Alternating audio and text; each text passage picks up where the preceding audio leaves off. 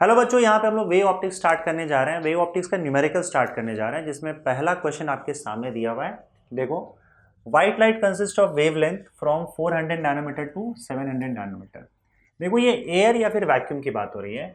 Air की बात अगर मैं करूँ तो एयर में जो लाइट होता है, वाइट लाइट होता है। वाइट लाइट में सारे के सारे कलर्स होते हैं, जिसमें violet, indigo, blue, green, yellow, orange, red, ये 7 कलर्स की हम लोग बात करते हैं। जिसमें इन्होंने देके रखा हुआ है कि देखो, उन सब की जो वेवलेंथ है वो 400 नैनोमीटर से 700 नैनोमीटर तक है।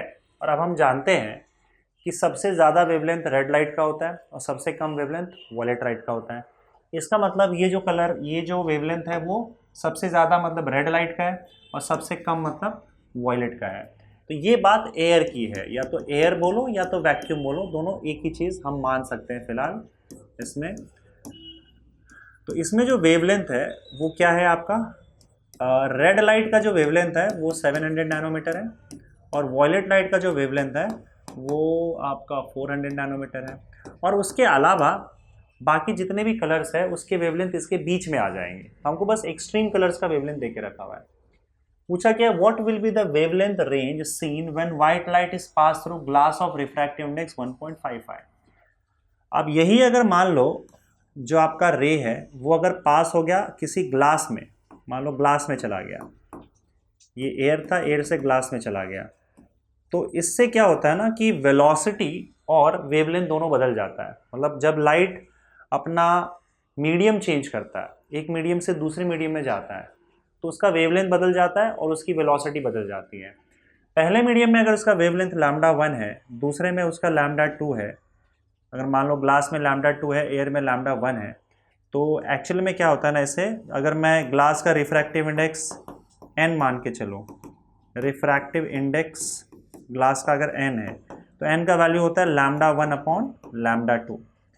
इसका मतलब यहाँ से लैम्डा 2 का वैल्यू आपका क्या आ जाएगा, lambda 1 divided by n।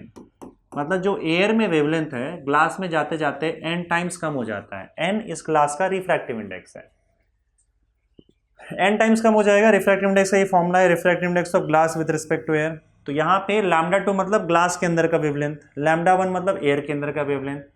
Air के अंदर के वेवलेंथ को अगर n से डिवाइड कर दो तो आपको ग्लास का वेवलेंथ मिल जाएगा। इन्होंने यही पूछा है कि ग्लास में क्या रेंज होगा, वेवलेंथ का रेंज ग्लास के अंदर क्या होगा। ग्लास के अंदर रेंज का मतलब होता है कि वॉयलेट से लेकर रेड तक में कितना आपका वेवलेंथ का रेंज आ जाएगा। तो आपको बस करना कुछ नहीं है, रेड कलर का और ये जो वॉयलेट कलर का वेवलेंथ है वो आपको ग्लास के अंदर कैलकुलेट करना है। इसमें एक चीज़ और होता है कि हर एक लाइट का रिफ्रैक्टिव इंडेक्स अलग अलग होता है, पर इन्होंने सेम देके रखा हुआ है। चलो ठीक है, मान लेते हैं यहाँ पे, क्योंकि बहुत ज़्यादा डिफरेंस नहीं होता है, तो हम यहाँ पे ये अज्यूम करके चलेंगे कि हर एक कलर का रिफ्रैक्टिव इंडेक्स सेम है ग्लास के लिए, दैट इज 1.55। लेकिन रिफ्रैक्टिव इंडेक्स भी अलग अलग होता है हर एक लाइट के लिए। सबसे ज़्यादा रिफ्रैक्टिव इंडेक्स वॉयलेट कलर का होता है, सबसे कम रेड कलर का होता है, पर यहाँ पे सबका सेम देके रखा है 1.55, तो हम लोग यही यूज़ करेंगे। तो अब देखो, यहाँ पे हमें रिफ्रैक्टिव इंडेक्स ऑफ ग्लास देके रखा हुआ है 1.55, पहली चीज़ तो ये। और हम क्या करेंगे, यहाँ पे दो चीज़ें देखेंगे, पहले रेड कलर को भी देखेंगे और वॉयलेट कलर को भी देखेंगे। तो मान लो ये एयर है आपका, अब यहाँ से अगर रेड कलर जाएगा तो रेड कलर का वेवलेंथ यहाँ पे लैम्डा आर है, और जैसे ही वो ग्लास में घुसा तो ग्लास में घुसते ही उसका वेवलेंथ बन जाएगा लैम्डा आर डैश। ठीक है, वैसे ही अगर मैं वॉयलेट कलर की बात करूँ तो लैम्डा वी, और जैसे ही ये ग्लास के अंदर घुसा तो लैम्डा वी डैश हो जाएगा। अब देखो, ग्लास के अंदर का वेवलेंथ एयर वाला वेवलेंथ और डिवाइडेड बाय एन हो जाएगा। तो ग्लास का वेवलेंथ हम लोग मान लेते हैं यहाँ पे लैम्डा आर डैश है, that will be equal to lambda R जो कि एयर का है डिवाइडेड बाय एन, और लैम्डा आर एयर वाला दे के रखा हुआ है 700 है, तो 700 डिवाइडेड बाय एन मतलब रिफ्रैक्टिव इंडेक्स 1.55 है। इसको सॉल्व कर लो तो आपको मिल जाएगा। अब यहाँ पे मैं यूज़ कर रहा हूँ कैलकुलेटर, पर आई थिंक इसको आप ऐसे भी सॉल्व करोगे चलेगा, नहीं तो लॉग से सॉल्व कर ही सकते हो, कोई प्रॉब्लम नहीं है। लॉग टेबल्स का यूज़ करके इसको डिवाइड करने पर 451.61 आ रहा है। ठीक है, ऊपर जो लिखा हुआ है वो सही लिखा हुआ है, 451.61 नैनोमीटर में दिया हुआ, ये भी नैनोमीटर में आ जाएगा। ये लैम्डा आर डैश मतलब ग्लास के अंदर का यहाँ पे रेड कलर का वेवलेंथ आ गया। अब वॉयलेट कलर का देखते हैं, वही ग्लास के अंदर का lambda V dash will be equal to air का वेवलेंथ डिवाइडेड बाय एन, तो एयर का वेवलेंथ लैम्डा भी क्या दिया हुआ है 400 दिया हुआ है, so that will be 400 divided by N N N N N 1.55। तो इसको सॉल्व करोगे तो आपको आंसर आ जाएगा 258.06 नैनोमीटर। तो ये लैम्डा भी आ गया। अब देखो वॉयलेट का हमें वेवलेंथ मिल गया और हमें रेड का वेवलेंथ मिल गया। हमें पता है रेड का सबसे ज़्यादा होता है, वॉयलेट का सबसे कम होता है। तो बाकी सारे जो कलर्स है वो उसके बीच में आ जाएंगे। तो आपको जो ग्लास के अंदर का रेंज मिला है वो कहाँ से कहाँ मिला है बताओ? आपको मिला है यहाँ से लेकर यहाँ तक 258.06 नैनोमीटर से लेकर 451.61 नैनोमीटर तक आपका वेवलेंथ का रेंज है यहाँ पे। सिंपल है, यही आंसर था आपका। बढ़े आगे अगले क्वेश्चन की तरफ। चलिए, अरे बाप रे ये क्या किया मैंने, रुको रुको रुको रुको जस्ट अ सेकेंड। हाँ see next question, unpolarized light of intensity. Polarization पे कहाँ से इतने फट से पहुंच गया यार, एक सेकेंड। अनपोलराइज्ड, हाँ चल ठीक है, अच्छा पोलराइजेशन स्टार्ट हुआ, ठीक है नो प्रॉब्लम। चलो पोलराइजेशन का क्वेश्चन यहाँ पे देखो, unpolarized light of intensity I nought is made to pass through 3 polarizers P1, P2 and P3 successively. देखो यहाँ पे क्या है कि अनपोलराइज्ड लाइट है, तो अनपोलराइज्ड लाइट को हम कुछ इस तरीके से बनाते हैं जिसके वाइब्रेशंस हर पॉसिबल डायरेक्शन में होते हैं। ये हो गया आपका अनपोलराइज्ड लाइट, ठीक है। इसकी इंटेंसिटी I नॉट है, इसको 3 पोलराइजर से पास किया जा रहा है एक के बाद एक, polariser P1, P2 and P3 successively.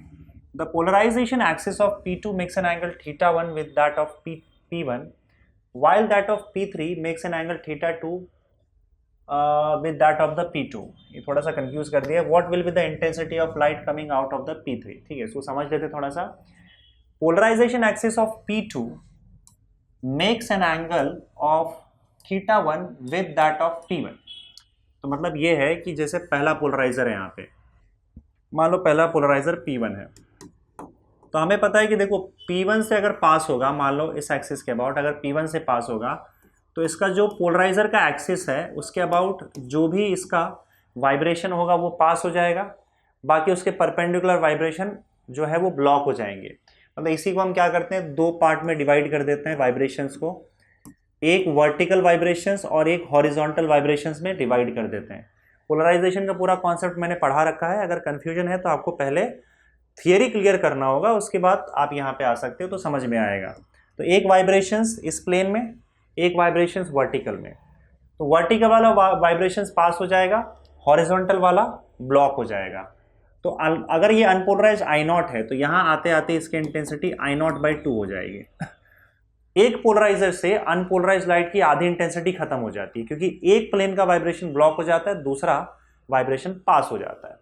अब ये I नॉट बाई 2 इंटेंसिटी बची है, इसको हम पोलराइजर P2 से पास करेंगे, लेकिन P2 और P1 के बीच में एंगल θ1 बना हुआ है। इसका मतलब ये है कि अगर आपका P2 लगा हुआ है तो ये जो P1 का एक्सिस है, P1 का वर्टिकल एक्सिस है, P1 और P2 के बीच में एंगल कितना है, θ1 है। तो हमें मैलस लॉ से पता है कि यहाँ पे जो इंटेंसिटी अब लाइट की बचेगी या आएगी, उस इंटेंसिटी को हम लोग I1 लिख देते हैं, और ये है जो पुरानी इंटेंसिटी है, पुरानी intensity multiplied by cos square theta होता है।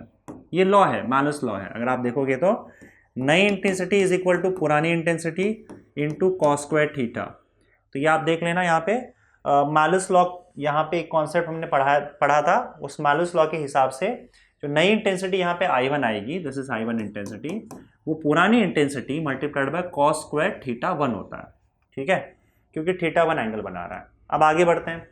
अब अगला केस क्या है बताओ, अगले केस में लाइट पास हुआ while that of P3, अब जो P3 है, ये तो P2 था, while that of P3 makes an angle θ2 with that of the P2।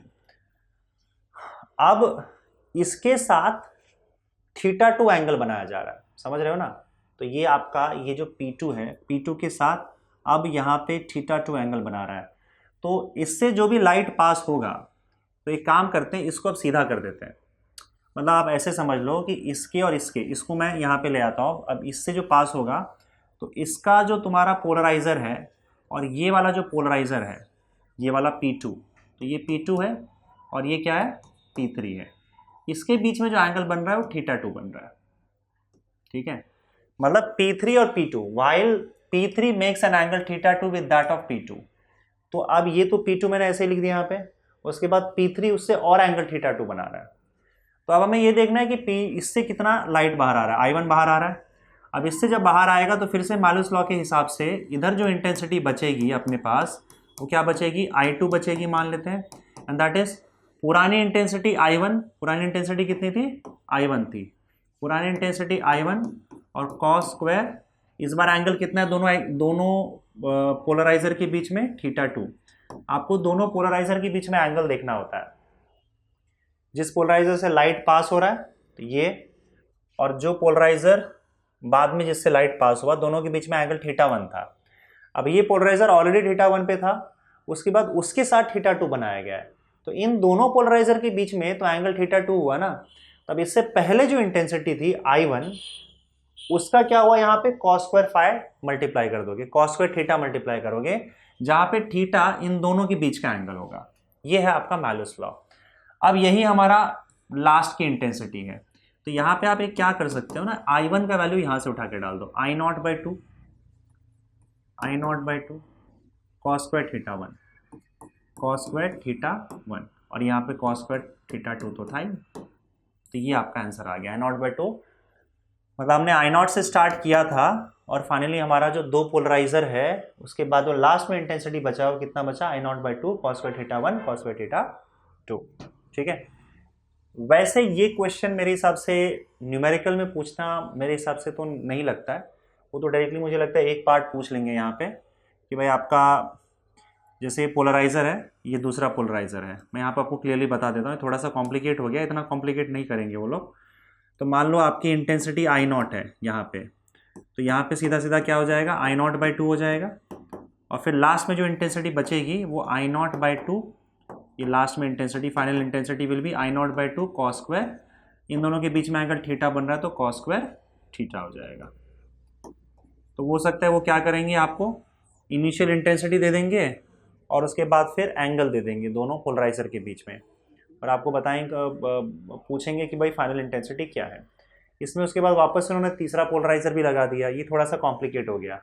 और इसमें वैल्यूज़ दे सकते हैं, यहाँ पे वैल्यूज़ दे के नहीं रखा हुआ है, वो वैल्यू दे देंगे, θ का वैल्यू दे देंगे या बोलेंगे कैलकुलेट करने को। अगर ऐसा कुछ आता है तो आप उस हिसाब से हैंडल कर सकते हो। बाकी हम लोग आगे बढ़ते हैं अगले क्वेश्चन की तरफ। यहाँ पे देखो फिर से पोलराइजेशन पर ही क्वेश्चन है, let's check that out. Unpolarized light with intensity I0 is incident on two polaroid. The axis of the first polaroid makes an angle 50 degree with the what? देखो ऐसे ही क्वेश्चन जो मैंने बताया था, अच्छा यहीं पे है, तो पिछला वाला क्वेश्चन पे ध्यान देने की जरूरत नहीं है मेरे हिसाब से। अगर आपको समझ में आ गया बहुत अच्छे से तो कोई प्रॉब्लम नहीं है, अगर थोड़ा सा कंफ्यूजन हो रहा है तो आप इस क्वेश्चन पे ध्यान दो। तो ये क्या कह रहा है, देखो कि मान लो आपकी इंटेंसिटी है I0, ये अनपोलराइज्ड लाइट की इंटेंसिटी है। अनपोलराइज्ड लाइट को हम ऐसे ही बना सकते हैं, स्ट्रेट एरो बनाओ, उसके बाद फिर डॉटेड लाइंस बना दो। इसकी इंटेंसिटी I0 है, ये दो पोलराइड से पास होता है, तो मान लो एक पोलराइजर से पास हुआ और उसके बाद जो आपका लाइट आया ये पोलराइज लाइट हो गया। पोलराइज लाइट की इंटेंसिटी अनपोलराइज लाइट के कंपैरिजन में आधी हो जाती है। फिर उसके बाद वो दूसरे पोलराइजर से पास कर रहा है, अब दूसरा पोलराइजर बोल रहा है पहले पोलराइजर से टोटल कितना एंगल बना रहा है, 50 डिग्री का एंगल बना रहा है, तो θ का वैल्यू कितना हो जाएगा, 50 डिग्री हो जाएगा। और उसमें Polaroid makes an angle of 50 degree with the vertical and the axis of second Polaroid is horizontal. अच्छा, सेकेंड पोलराइड का एक्सिस जो है वो हॉरिजॉन्टल है, इसका क्या मतलब बनता है, इसको थोड़ा सा सोचना पड़ेगा, रुको एक second. What is the intensity of light after it has pass through the second Polaroid. नहीं, इसमें कुछ तो घपला है भाई, देखो एक सेकेंड, θ का वैल्यू फिक्स नहीं, ये तो क्लियर है, पहले पोलराइड से जब आप लाइट को पास करोगे तो इंटेंसिटी पोलराइज लाइट की आधी हो जाती है। अब आगे क्या है, the axis of the first Polaroid makes an angle 50 degree with the vertical. अच्छा ओके, पहला पोलराइजर जो है यही आपका वर्टिकल से 50 डिग्री का एंगल बना रहा है, ये तो थोड़ा घपला कर दिया यहाँ पे, 50 डिग्री का एंगल बना रहा है, तो ठीक है, इसमें कोई दिक्कत नहीं है। देखो पहले पोलराइड से तुम पास करो और पहला पोलराइड जो है, पोलराइजर जो है वो कोई भी एंगल बनाए, कुछ भी रहे, उससे फर्क नहीं पड़ता है। इससे जो आपको इंटेंसिटी मिलेगी वो उतनी ही मिलेगी। अनपोलराइज लाइट जब किसी पोलराइड से पास करोगे, चाहे उसका जो भी रहे एक्सिस, उससे फर्क नहीं पड़ता है। यहां पे आपको जब पोलराइज लाइट मिलेगा तो आधी इंटेंसिटी की ही मिलेगी। अब आगे बात करते हैं, आगे क्या दिया है, and the axis of second Polaroid is horizontal. अच्छा, अब सेकेंड पोलराइड का जो एक्सिस है वो हॉरिजॉन्टल है, ठीक है। तो हमें क्या देखना रहता है, थीटा का वैल्यू जो होता है वो दोनों के एक्सिस के बीच का एंगल होता है ना। तो theta is angle between axis of both Polaroid. Polaroid लिखा है कि पोलराइजर लिखा है, दोनों एक ही चीज है वैसे, बोथ पोलराइड्स। तो आप देखो, इसका एक्सिस 50 डिग्री बना रहा है वर्टिकल से, और इसका एक्सिस यहाँ पे आपको ऐसे देके रखा हुआ है। तो अगर मैं दोनों पोलराइड की बात करूँ, मान लो इसको मैं P1 बोल देता हूँ और इसको मैं P2 बोल देता हूँ, तो P2 का एक्सिस कैसा है बताओ, ऐसा है, दिस इज P2, इस तरीके से। और P1 का क्या है बताओ, 50 डिग्री है वर्टिकल से, तो ये वर्टिकल है, वर्टिकल से वो 50 डिग्री बना रहा है, ये 50 डिग्री है। तो हमें दोनों पोलराइड के एक्सिस के बीच का एंगल देखना है। तो ये आपका P1 हो गया। अब P1 और P2 के बीच में कितना एंगल बना, देखो ये टोटल 90 डिग्री हो गया, 50 ऊपर गया, तो इनके बीच में एंगल 40 डिग्री बना। मतलब दोनों पोलराइड के बीच में एंगल 40 डिग्री बन रहा है एक्चुअली, क्योंकि पोलराइड ऐसा है और दूसरा ऐसा है, तो ऐसा और दूसरा ऐसा, तो इन दोनों के बीच में एंगल तो 40 डिग्री बना ना, 50 तो ये वर्टिकल के साथ खुद बना रहा है। क्वेश्चन थोड़ा कॉम्प्लिकेट कर दिया, डायरेक्ट नहीं पूछा है, पर ठीक है, समझ गया ना। तो बस अब हम लोग को पता है कि यहां से जब लाइट बाहर आएगा तो इसकी इंटेंसिटी क्या होगी बताओ। पहली इंटेंसिटी क्या थी, I0/2, तो इसकी जो इंटेंसिटी आएगी वो क्या होगी, I0/2 पिछली intensity multiplied by cos square theta. तो ये आपकी इंटेंसिटी आई आ गई, I0/2 कॉस स्क्वायर थीटा। अब इनिशियल इंटेंसिटी इन्होंने दे के रखा है, I0 सीधा दे दिया है, तो I0 का अगर वैल्यू दिया रहेगा तो आप डाल दो इसके अंदर, अगर नहीं दिया रहेगा, मतलब वैसे तो अगर क्वेश्चन पूछेंगे तो दिया रहेगा, यहाँ पे नहीं दिया हुआ है, तो आप वैल्यू डाल के इसको सॉल्व कर लेना, cos square 40 degree. Cos 40 degree का वैल्यू कैसे सॉल्व होगा, मेरे हिसाब से शायद मैंने ये वीडियो नहीं दिया है, मैं एक बार चेक कर लेता हूँ स्पेशल वीडियोस में। अगर नहीं होगा तो कॉस थीटा साइन थीटा, अगर अलग अलग एंगल होगा, जैसे कॉस 40 डिग्री, कॉस 37 डिग्री, जैसे ये स्टैंडर्ड एंगल्स नहीं है हमारे, जिसका हमको डायरेक्ट वैल्यू नहीं पता रहता है, तो हम इन सारे एंगल का वैल्यू कैसे पता, इस सारे एंगल के कॉस साइन टेन का वैल्यू कैसे पता करें, इसका भी वीडियो आपको लॉग टेबल से ही पता करना रहता है, उसका वीडियो में मैं डाल दूंगा आपको, उससे क्लियर आइडिया आ जाएगा कि कैसे करना है। तो फिलहाल के लिए यहाँ पे मैं इसको यहीं पे छोड़ता हूँ, ठीक है। आपको बस cos 40 डिग्री का वैल्यू डालना है। cos 40 डिग्री का वैल्यू कैसे निकालना है, तो वो आपका लॉग टेबल का जो बुक है उसमें एक सेक्शन होता है साइन कॉस टैन का, उससे निकलता है। उस पर मुझे अलग से वीडियो बनाना पड़ेगा जो स्पेशल वीडियो में आएगा, तो वहां से आपको आइडिया आ जाएगा। बाकी I0 का वैल्यू अगर दिया होता तो आप इसमें डाल दो, आप ये सॉल्व कर ले जाओगे। समझ गए? चलिए अगले क्वेश्चन की ओर चलते हैं बच्चों। For what angle of incidence will light incident on a bucket filled with liquid having refractive index 1.5 be completely polarized after reflection? ठीक है, देखो अगर रिफ्लेक्शन से पोलराइज होता है तो हम उसको ब्रूस्टर्स लॉ बोलते हैं। ब्रूस्टर्स लॉ जो है उसका इक्वेशन क्या है, म्यू या फिर रिफ्रैक्टिव इंडेक्स N2/N1, इसको ऐसे लिखते हैं, theta is equal to tan inverse of theta p is equal to tan inverse of N2/N1, ये हमारा फॉर्मूला था, ठीक है।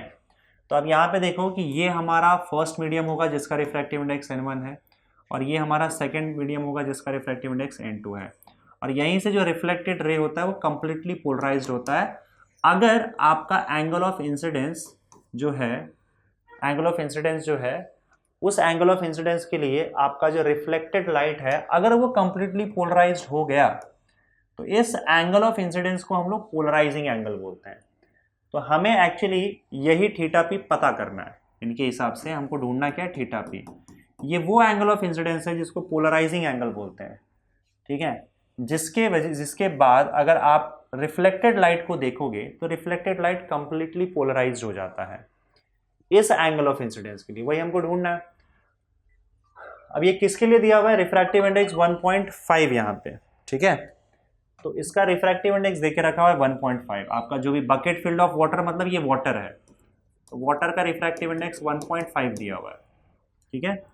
और ये ऊपर एयर है, तो एयर का रिफ्रैक्टिव इंडेक्स हम हमेशा 1 मान के चलते हैं, मतलब ऊपर अगर कुछ है तो जस्ट सेकेंड, तो वो एयर ही होगा, एयर है वाटर है। तो बस वैल्यूज डाल दो, थीटा पी का वैल्यू क्या हो जाएगा बताओ, theta P is equal to tan inverse of n2 का वैल्यू 1.5, n1 का वैल्यू 1, तो ये हो जाएगा theta P is equal to tan inverse of 1.5, ठीक है। अब ये tan इनवर्स आपको निकालना पड़ेगा। tan इनवर्स कैसे निकालते हैं ये अगेन मैंने आपको बताया, उस वीडियो में बता दूंगा मैं, और ये वीडियो जल्दी ही मैं स्पेशल वीडियो में डालने वाला हूँ कि साइन कॉज और tan का वैल्यू कैसे निकालते हैं अगर वैल्यू थोड़े अजीब हो तो। और यहाँ पे भी आप जब इसको कैलकुलेट करोगे तो वैसे जो आंसर यहाँ पे लिखा हुआ है आंसर आ जाएगा 56.31 डिग्री। ये कैसे आता है वहीं पे मैं कैलकुलेट करके बता पाऊंगा आपको, साइन कॉस टैन तीनों चीज़ों का। तो ये पार्ट यहाँ पे बच्चों कंप्लीट होता है। हम बढ़ेंगे अब अगले क्वेश्चन की तरफ, ठीक है। देखो अब अगला क्वेश्चन जो है आपका यंग्स डबल स्लिट एक्सपेरिमेंट से है। लेट्स सी क्या है यहाँ पे। The intensity of light coming from one of the slits in Young's experiment is twice the intensity of light coming from the other slit. अब यंग्स डबल स्लिट एक्सपेरिमेंट में क्या था कि दो होल्स थे यहाँ पे, दोनों होल से आपका रेज निकलेगा और इस पे जाएगा स्क्रीन पे और अपना इंटरफेरेंस पैटर्न क्रिएट करेगा। अब यहाँ पे जनरली क्या होता है यंग्स डबल स्लिट एक्सपेरिमेंट में, हम अगर अच्छा इंटरफेरेंस पैटर्न चाहते हैं तो दोनों जो सोर्स ऑफ लाइट है उसकी इंटेंसिटी सेम होनी चाहिए और दोनों का एम्पलीट्यूड इसके लिए सेम होना चाहिए, क्योंकि लाइट की जो इंटेंसिटी होती है वो एम्पलीट्यूड के प्रोपोर्शनल होता है। It is proportional to square of the amplitude actually. तो अगर इंटेंसिटी सेम रखना है तो आपको एम्पलीट्यूड सेम रखना होगा, लेकिन यहाँ पे एक्चुअली इन्होंने अलग देके रखा है। इन्होंने बोला है कि नहीं, दोनों की इंटेंसिटी अलग अलग है, I1 I2, दोनों का एम्पलीट्यूड भी अलग अलग है, A1 A2। और इन्होंने क्या दिया हुआ है, intensity of light coming from one of the slit in Young's experiment is twice the intensity of the light coming from other. तो एक का डबल है, मतलब A2 है, ये I1 I2 है, तो एक का इंटेंसिटी डबल है, तो हम मान के चल सकते हैं I1 is equal to 2I2। पहले की इंटेंसिटी हम डबल मान लेते हैं, आप कोई भी मान सकते हो, उससे फर्क नहीं पड़ता है। तो I1 is equal to 2I2 मान लेता हूं मैं, तो इसकी इंटेंसिटी डबल है इसके कंपैरिजन में, ठीक है। What will be the approximate ratio of intensities of bright and dark fringes. तो इन्होंने बोला कि ब्राइट और डार्क फ्रिंजेस का जो इंटेंसिटी होगा उसका रेशियो क्या है। तो अब देखो, ब्राइट फ्रिंज का इंटेंसिटी मतलब I मैक्सिमम और डार्क फ्रिंज के इंटेंसिटी का मतलब I मिनिमम। यही रेशियो हमको पता करना है, I maximum upon I minimum. तो आप इसका डायरेक्ट फॉर्मूला यूज कर सकते हो, उसमें कोई दिक्कत नहीं। I maximum is equal to, दो फॉर्मूले हैं इसके, आप इंटेंसिटी वाला फॉर्मूला यूज कर सकते हो, डायरेक्ट ये फॉर्मूला यूज किया जा सकता है, कोई प्रॉब्लम नहीं। इंटेंसिटी ऑफ I1, ये सब लिख के दिया रहेगा मैंने आपको, एक बार चेक कर लेना, नहीं भी है तो आप ये फॉर्मूला यूज कर सकते हो डायरेक्टली, इसका स्क्वायर, ठीक है। चलो वैल्यूज डाल दो और उसके बाद फिर इसको सॉल्व करते हैं। तो I1 का वैल्यू क्या है बताओ, I1 is equal to 2I2 दिया हुआ है, तो I1 is equal to 2I2 लिख लो पहले, तो under root 2I2 plus under root I2 upon under root 2I2 minus under root I2, ठीक है। अब यहाँ पे तुम देखो क्या करोगे, यहाँ पे क्या कर सकते हैं, इसका स्क्वायर कर दो पहले तो, और रूट ऑफ I2 आप कॉमन लेके काट सकते हो मेरे हिसाब से। देखो सब में रूट ऑफ I2 आ जाएगा, तो रूट ऑफ I2 अगर यहाँ पे कॉमन लोगे, ऊपर रूट ऑफ I2 कॉमन लोगे तो यहाँ पे क्या बचेगा, रूट 2 प्लस 1 बच जाएगा, और नीचे भी क्या होगा बताओ, रूट ऑफ I2 कॉमन लोगे तो अंदर क्या बचेगा, रूट ऑफ 2 माइनस 1 बच जाएगा, और इसका पूरे का स्क्वायर है, ये कैंसिल आउट हो जाएगा। और स्क्वायर करके अब एक काम करो, इसको यहाँ पे 2 प्लस रूट 2 प्लस 1 होगा, तो 3 प्लस रूट 2, वैसे वैल्यूज डालना ही पड़ेगा, तो एक काम करो यहाँ पे रूट 2 के वैल्यूज डाल दो। रूट 2 का वैल्यू होता है 1.414 प्लस 1 अपॉन 1.414 माइनस 1, इसका स्क्वायर कर दो, तो यहाँ पे आपका क्या आ जाएगा, अच्छा सॉरी, ये I maximum upon I minimum होता है, आई एम एक्सट्रीमली सॉरी, यहाँ पे देख लो I maximum upon I minimum का ये वैल्यू है, मतलब maximum intensity upon minimum intensity. Maximum intensity का मतलब ब्राइट फ्रिंज होगा और मिनिमम इंटेंसिटी का मतलब डार्क फ्रिंज होगा। उसी का रेशियो हमसे पूछा गया, ब्राइट और डार्क फ्रिंजेस का रेशियो बताओ, तो रेशियो आ गया। स्क्वायर करो, चलो स्क्वायर करने पर क्या मिलेगा, यहाँ पे देखो 2.414 हो जाएगा ये।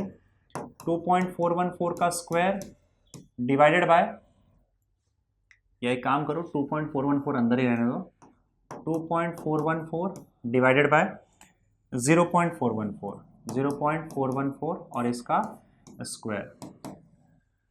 अब इसको मैं यहाँ पे कैलकुलेट करूँ तो आपको यहाँ पे लॉग लेना पड़ेगा, लॉग से ही कैलकुलेट करना पड़ेगा, ऐसे तो ये कैलकुलेट नहीं होगा। तो 2.414 डिवाइडेड बाय 0.414 ये आपको मिलेगा 5.83 का स्क्वायर। और 5.83 का स्क्वायर करोगे तो 5.83 33.98 ये आ जाता है आपका 33.98, यही आपका आंसर है। इसको अप्रॉक्सीमेटली आप 34 लिख सकते हो, जो कि अगर आपको आंसर मैच करवाना हो तो आ जाएगा यहाँ पे। ठीक है, तो इस तरह से आपका ये आंसर आ गया। क्लियर है? चलिए आगे बढ़ते हैं अगले क्वेश्चन की तरफ। Plane wavefront of light of wavelength 5500 angstrom unit is incident on two slits in a screen perpendicular to the direction of light rays। अब देखो यहाँ पे एक्चुअली दो स्लिट देके रखा हुआ है और इसके परपेंडिकुलर आपने लाइट यहाँ पे डाला है और ये आपके सामने स्क्रीन रखा हुआ है। तो ये actually Young's double slit experiment की ही बात हो रही है या इंटरफेरेंस की बात हो रही है। यहाँ पे इंटरफेरेंस में यहाँ पे दो स्लिट S1 S2 है, उसके बीच का जो डिस्टेंस होता है वो D होता है और स्क्रीन और स्लिट्स के बीच का जो डिस्टेंस होता है वो कैपिटल D होता है। ठीक है। और यहाँ पे वेवलेंथ का वैल्यू भी आपको देके रखा हुआ है, दैट इज 5500। अरे अरे अरे एक सेकंड, क्या किया भाई, कहाँ, हाँ यहाँ पे वेवलेंथ का वैल्यू भी 5500, मच्छर बहुत परेशान, 550 एंगस्ट्रॉम मिनट। एंगस्ट्रॉम मिनट का मतलब होता है आप इसको, अरे एक सेकेंड, 10⁻⁻10 से मल्टीप्लाई कर दो तो ये मीटर में कन्वर्ट हो जाएगा। वेवलेंथ मिल गया हमको। If the total separation of 10 bright fringes on a screen 2 metre away, screen आप इससे 2 मीटर अवे है, मतलब डी का वैल्यू देके रखा है। क्वेश्चन को समझना है कि उसमें दिया क्या है और यहां पे क्या दिया हुआ है, if the total separation of 10 bright fringes, मतलब अगर इसके ऊपर 10 ब्राइट फ्रिंजेस बन रहे हैं, 10 ब्राइट फ्रिंजेस, तो इनके बीच का डिस्टेंस क्या होगा, देखो दो कॉन्सेक्यूटिव ब्राइट फ्रिंज के बीच का डिस्टेंस x होता है, सॉरी w होता है, that is fringe width, w is your fringe width. तो अब टोटल 10 है यहाँ पे ब्राइट फ्रिंजेस, अगर दो ब्राइट फ्रिंजेस के बीच का डिस्टेंस w है तो टोटल 10 ब्राइट फ्रिंजेस का जो डिस्टेंस है वो देके रखा हुआ है, मतलब ये 10w हो जाएगा, 10 फ्रिंज विड्थ के बराबर हो जाएगा ये। और यही 10 फ्रिंज विड्थ का वैल्यू आपको दे के रखा हुआ है, कितना दिया हुआ है, 2 सेंटीमीटर दिया ना, 2 सेंटीमीटर दिया हुआ है। 2 सेंटीमीटर का मतलब होता है 2 × 10⁻² मीटर। तो यहाँ से हमें क्या मिल जाएगा, यहाँ से हमें फ्रिंज विड्थ मिल जाएगा। तो हमें इन शॉर्ट फ्रिंज विड्थ दे के रखा हुआ है, W इज इक्वल टू 10 से डिवाइड कर दो तो 2 × 10⁻²/10 हो जाएगा, that is equal to 2 × 10⁻³ metre. तो हमें फ्रिंज विड्थ भी देके रखा हुआ है। अब पूछा क्या है, find the distance between the slits, मतलब स्मॉल d पूछा गया हमें, स्लिट्स के बीच का डिस्टेंस पूछा गया है। तो ये सिंपल है, फ्रिंज विड्थ का फॉर्मूला यूज करो, W is equal to λ/d/d, ये फ्रिंज विड्थ का फॉर्मूला है। तो d का वैल्यू आपको यहाँ से मिल जाएगा, d इधर जाएगा, W नीचे आएगा, तो अपॉन W। लैम्डा का वैल्यू क्या है यहाँ पे, 5500 × 10⁻10, 5500 × 10⁻10 हो जाएगा यहाँ पे। Capital D is 2 metre, so it is 2 metre, और W का वैल्यू यहाँ पे आपको दिया है 2 × 10⁻³ हमारे पास आया, तो 2 × 10⁻³। तो यहाँ से 2 और 2 हो जाएगा कैंसिल, और यहाँ पर 10⁻³ 10⁻7 हो जाएगा, तो 5500 × 10⁻7 हो जाएगा, और ये मीटर में आंसर आएगा। इनको अब आप इसको मीटर में ही रखो तो बेटर है, तो आप क्या करो, यहाँ से 3 डेसिमल पीछे शिफ्ट कर दो, तो ये 5.5 हो जाएगा। 3 डेसिमल पीछे शिफ्ट किया, मतलब इसमें से 10⁻³ खींचा और इसमें मल्टीप्लाई कर दिया, 10⁻³ खींच के मल्टीप्लाई किया, इसलिए ये पीछे आ गया। तो इसमें से 10⁻³ निकाला है इसलिए 10⁻⁴ बच जाएगा and that is your distance between two slits. बस हो गया, सिंपल है। चलो देखते हैं यहाँ पे क्या है। यहाँ पे in Young's double slit experiment again interference का क्वेश्चन है। The difference in optical path length. Difference in optical path length का मतलब होता है पाथ डिफरेंस, शॉर्ट में बोलो तो पाथ डिफरेंस। अब पाथ डिफरेंस किसके बीच में बोल रहा है? बिटवीन द रे स्टार्टिंग फ्रॉम ये कुछ नहीं है, बिटवीन द रे starting from two slits S1 and S2 and reaching a point A on the screen is 0.0075 mm and reaching another point B on the screen on the other side of the central fringe is 0.0015 mm। अब थोड़ा question को समझो कि ये आपका दो slits है, एक S1 है, ये एक S2 है, और हमें पता है कि स्क्रीन पे पहले तो सेंट्रल ब्राइट फ्रिंज बनता है, बीच में ब्राइट फ्रिंज बनता है। तो उसके एक साइड में पॉइंट A है, अब एक साइड कोई भी हो सकता है। वहां पे जब ये दोनों लाइट पहुंचते हैं तो इन दोनों लाइट के बीच में जो पाथ डिफरेंस होता है, तो यहाँ पे मैं पाथ डिफरेंस लिख देता हूँ। पाथ डिफरेंस को मैं डेल्टा एक्स लिखूंगा, यहाँ पे कुछ भी आप लिख सकते हो, कोई फर्क नहीं पड़ता है, मैं डेल्टा एल लिख देता हूँ। चलो पॉइंट ए पर जो ये पाथ डिफरेंस है वो इन्होंने दे के रखा हुआ है 0.0075 mm, 0.0075 mm, which is obviously equal to 0.0075 multiplied by 10⁻³ metre. Millimetre मतलब 10⁻³ मीटर होता है। और जो अगला पॉइंट है वो पॉइंट बी है। पॉइंट बी लेकिन सेंट्रल फ्रिंज के ऑपोजिट डायरेक्शन में यहां कहीं है, और पॉइंट बी पर जब दोनों रेज आते हैं तब भी इनके बीच में पाथ डिफरेंस होगा, और वो पाथ डिफरेंस इन्होंने पॉइंट बी पे जो दिया है, इन दोनों के बीच में जो पाथ डिफरेंस है वो 0.0015 mm दिया हुआ है। तो यहाँ पे 0.0015 mm की अगर मैं बात करूं तो दैट इज 0.00, कहीं मच्छर बैठा हुआ है क्या? लिखने में प्रॉब्लम क्यों हो रहा है? 15 इंटू 10⁻³ मीटर हो जाएगा। ठीक है, तो ये दोनों का पाथ डिफरेंस हमें पता चल गया। पूछा क्या है? How many bright and dark fringes are observed between A and B if the wavelength of light uses 6000 angstrom unit. अगर वेवलेंथ जो है 6000 एंगस्ट्रॉम यूनिट है, दैट इज 6000 का मतलब होगा 6000 इंटू 10⁻10 मीटर। अब 3 0 10⁻³ हो जाएगा जो इसमें मल्टीप्लाई होगा, तो ये 6 इंटू, क्योंकि ये 10⁻³ हो जाएगा, 10⁻³ 10⁻10 10⁻7 मीटर हो जाएगा। तो इतना वेवलेंथ आपको दे के रखा हुआ है। इसको भी अगर आप सही कर लो तो चलेगा। यहाँ पे 7, एक काम करते हैं, इस पॉइंट को 3 डेसिमल आगे लेके चले जाते हैं, या फिर 4 डेसिमल आगे लेके चले जाओ, तो 1 2 3 4 तो 75 बन जाएगा, और इंटू 10⁻⁻4 हो जाएगा, क्योंकि आप आगे लेके जा रहे हो तो बैलेंस करने के लिए 10⁻⁻4 से मल्टीप्लाई करो ताकि फिर वापस पीछे आ जाए। तो 10⁻⁻4 10⁻3 10⁻7 मीटर हो जाएगा। वही सेम चीज़ हम यहाँ पे भी कर सकते हैं। तो इसको भी अगर 1 2 3 4 आगे लेके चले गए तो 15 इंटू 10⁻7 मीटर हो जाएगा। ये पाथ डिफरेंस है, और ये यहाँ पे आपका वेवलेंथ है।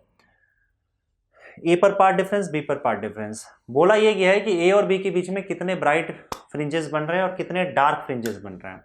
अगर आपको इस बात का पता लगाना है तो आपको ये लगाना पड़ेगा पता कि ए अपने आप में ब्राइट फ्रिंज है कि डार्क फ्रिंज है, और बी भी अपने आप में ब्राइट फ्रिंज है कि डार्क फ्रिंज है। अच्छा, ए अगर ब्राइट या डार्क है भी तो कौन सा ब्राइट है कौन सा डार्क है? चौथा ब्राइट है कि पांचवा ब्राइट है कि सातवां ब्राइट है? तीसरा डार्क है कि चौथा डार्क है कि 10वां डार्क है? अगर ये कौन सा ब्राइट या डार्क फ्रिंज है और ये कौन सा ब्राइट और डार्क फ्रिंज है, तो हम उसके बाद हम लोग इसके बीच का जो डार्क और ब्राइट फ्रिंजेस है उसका अंदाजा लगा लेंगे और गिन लेंगे। ठीक है, कैसे करते हैं? पहले ये पता लगाओ कि ये ब्राइट है कि डार्क, ये ब्राइट है कि डार्क। तो हम बात करते हैं पॉइंट ए के बारे में। ठीक है, तो पॉइंट ए का पाथ डिफरेंस देखो क्या दिया हुआ है ना। सी हम लोग को पता है कि पाथ डिफरेंस अगर इंटीग्रल मल्टीपल ऑफ लैम्डा हुआ, पाथ डिफरेंस अगर इंटीग्रल मल्टीपल ऑफ लैम्डा हुआ तब वो ब्राइट फ्रिंज बनेगा, और अगर path difference odd multiple of lambda by 2 हुआ, ये कंडीशन मैं दे चुका हूं, कंस्ट्रक्टिव इंटरफेरेंस का कंडीशन है ये, डिस्ट्रक्टिव इंटरफेरेंस का। कंस्ट्रक्टिव में ब्राइट बैंड बनेगा, डिस्ट्रक्टिव में डार्क बैंड बनेगा। तो जो भी पाथ डिफरेंस दिया हुआ है पहले वो चेक कर लो कि वो एन लैम्डा हो रहा है कि 2n-1 λ/2 हो रहा है, मतलब n लैम्डा मतलब इंटीग्रल मल्टीपल ऑफ लैम्डा, और 2n-1 लैम्डा मतलब 2n-1 λ/2 में मतलब ऑड मल्टीपल ऑफ λ/2। तो इसके लिए आप क्या करोगे, सीधी सी बात है, पाथ डिफरेंस अपॉन लैम्डा निकाल लो। Path difference delta L upon lambda निकाल लो। तो पॉइंट ए के लिए डेल्टा एल का वैल्यू क्या है, 75 इंटू 10⁻⁷ मीटर में आया, और लैम्डा का वैल्यू क्या दिया हुआ है, 6 इंटू 10⁻⁷, 6 इंटू 10⁻⁷। तो 75/6 कितना हो जाएगा बताओ, तो ये हो जाएगा आपका 6 1 6 और 6 2 12, यही होगा, और 6 1 6 15 हो जाएगा, 6 2 12 और 0.5, तो ये 12.5 होगा। इसका मतलब डेल्टा एल का जो वैल्यू है वो 12.5 लैम्डा है। अब हमें देखो याद रखना कि n का जो वैल्यू होता है, n का वैल्यू वो हमेशा एक इंटीजर होगा। n मतलब कौन सा ब्राइट बैंड और कौन सा डार्क बैंड, तो n तो इंटीजर होगा। तो हम यहाँ पे क्या करेंगे, देखो यहाँ पे आप अगर सपोज करो आपका इंटीजर नहीं आया, तो आप एक काम चेक कर सकते हो करके, ऊपर नीचे 2 से मल्टीप्लाई कर दो, तो इससे क्या होगा, 12.5 मल्टीप्लाइड बाई 2 लैम्डा अपॉन 2 हो जाएगा। 12.5 मल्टीप्लाइड बाई 2 जो हो जाएगा वो कितना हो जाएगा, 12.5 इंटू 2 25 हो जाएगा, 25 λ/2 हो जाएगा। ठीक है, एक सेकेंड हम लोग पॉइंट ए की बात करें ना, पॉइंट ए पे 0.0075 दिया है ना, ठीक है ठीक है ठीक है ठीक है। अब ध्यान से आप देखो तो यहाँ पे आपको क्लियर नजर आएगा कि ये एक ऑड नंबर है और यहाँ पे λ/2 है, तो पाथ डिफरेंस जो है, this is path difference, right, path difference is odd multiple of λ/2। अब ऑड मल्टीपल ऑफ λ/2 अगर होगा तो ये कंडीशन आपके डार्क फ्रिंज का मतलब पॉइंट ए पर डार्क बनेगा, point A is dark, point A is dark. अब वो कौन सा डार्क है, कौन सा डार्क पता करने के लिए आपको यहाँ पे n का वैल्यू पता करना होगा। तो जैसे मैंने आपसे कहा कि कंडीशन यहाँ पे क्या है कि डेल्टा एल का वैल्यू आपका क्या आ रहा है, 25 λ/2, 25 λ/2, और क्योंकि ऑड मल्टीपल है तो ऑड मल्टीपल को आप किससे रिप्रेजेंट करते हो, 2n-1 λ/2। ऑड मल्टीपल को हम 2n-1 से रिप्रेजेंट कर रहे हैं। 2n-1 की जगह पे क्या आ रहा है, 2n-1 की जगह पे 25 आ रहा है, तो इसका मतलब 2n का वैल्यू कितना हो जाएगा, 26। इसका मतलब n का वैल्यू कितना हो जाएगा, 26 divided by 2, that is equal to 13। मतलब a पर 13th डार्क फ्रिंज बन रहा है, ए जो है आपका उस पर क्या बन रहा है, 13th डार्क फ्रिंज, यहां पर आपका 13th डार्क फ्रिंज बन रहा है, 13th याद रखो। अब चलो अब एक काम करते हैं, पॉइंट बी का पता करते हैं। तो पॉइंट बी की बात वही सेम चीज करेंगे हम लोग, पॉइंट बी। पॉइंट बी पे भी आप क्या करोगे, path difference divided by lambda कर लो, जो भी पाथ डिफरेंस है उसको लैम्डा से डिवाइड कर दो। तो पाथ डिफरेंस यहाँ पे पॉइंट बी पे क्या है, 15 इंटू 10⁻⁷, 6 इंटू 10⁻⁷, तो 15 है ना यहाँ पे, 15 हाँ, 15 इंटू 10⁻⁷, और यहाँ पे 6 इंटू 10⁻⁷, तो 15 इंटू 10⁻⁷ और 6 इंटू 10⁻⁷। अब ये कितना होगा, आई थिंक यहाँ पे भी आप देखोगे ध्यान से, तो delta L upon lambda will give you 6 2 12 और 0.5, ठीक है, 12.5 होगा ना, 6 2 12, हाँ ठीक है।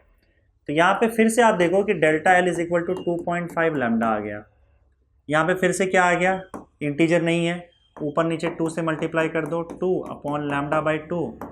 अगर ये इंटीजर आ जाता है, जैसे अगर आपको पाथ डिफरेंस आ गया है delta L is equal to 7 lambda, अगर ऐसा आ गया तो delta L is equal to आपको n लैम्डा आ गया।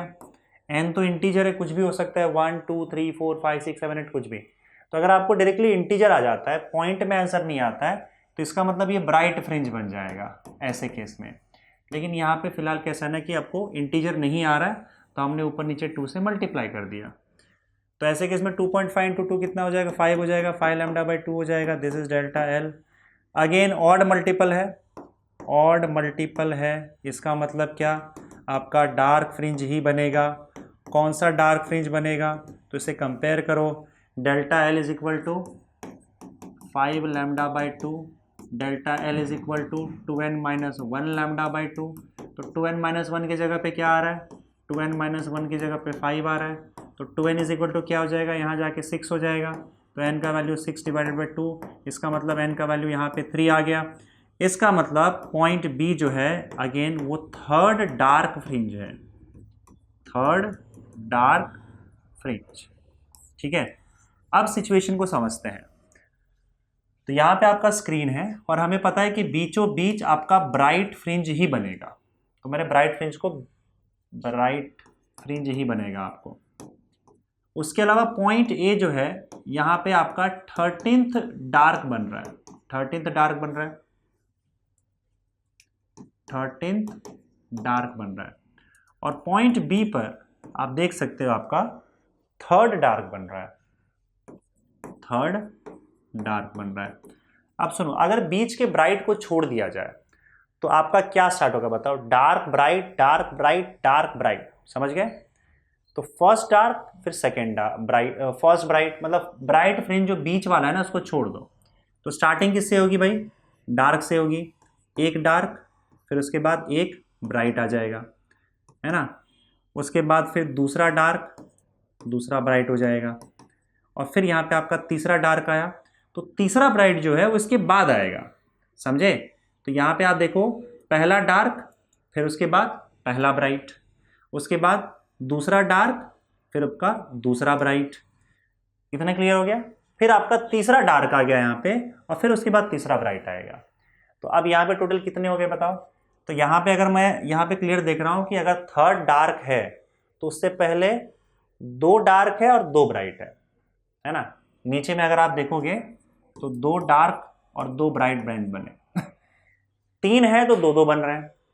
उसी तरीके से यहाँ पे अगर आप देखोगे 13 है तो 12 12 बनेंगे, 13 अगर है तो 12 12 बनेंगे। तो इसका मतलब इस बीच में आपके देखो थर्ड डार्क है तो मतलब 2 ब्राइट और 2 डार्क बन चुके उससे पहले।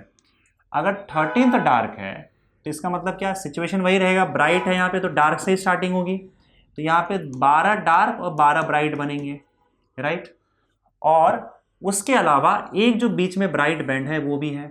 हमें बीच में पूछा गया, मतलब इसको ए वाले को और बी वाले को काउंट नहीं करेंगे। तो टोटल ब्राइट कितना बन रहा है वो बताओ।